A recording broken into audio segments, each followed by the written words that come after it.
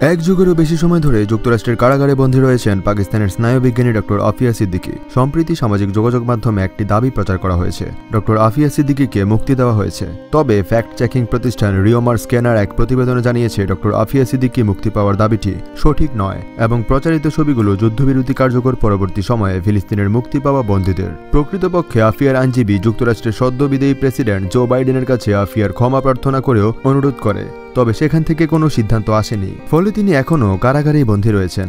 এ বিষয়ে অনুসন্ধানে ডক্টর আফিয়া সিদ্দিকী মুক্তি পেয়েছেন বলে শীর্ষক দাবির সপক্ষে গণমাধ্যম বা নির্ভরযোগ্য সূত্রে কোনো তথ্য প্রমাণ পাওয়া যায়নি। তবে যুক্তরাজ্য ভিত্তিক গণমাধ্যম স্কাই নিউজে গত 18 জানুয়ারি প্রকাশিত সংবাদ প্রতিবেদন থেকে জানা যায়, আফিয়া সিদ্দিকীর আইনজীবী বিদায়ী প্রেসিডেন্ট জো বাইডেনের কাছে একটি ডোসিয়ার বা দলিলগুচ্ছ জমা দিয়েছেন। আশা করছেন তিনি তাকে ক্ষমা করবেন, কারণ তার মতে এটি একটি স্পষ্ট ন্যায় বিচারের ভুল। এজন্য বাইডেনের হাতে সময় ছিল যুক্তরাষ্ট্রের পরবর্তী প্রেসিডেন্ট ডোনাল্ড ট্রাম্প শপথ গ্রহণের আগ পর্যন্ত, তথা 20 জানুয়ারি।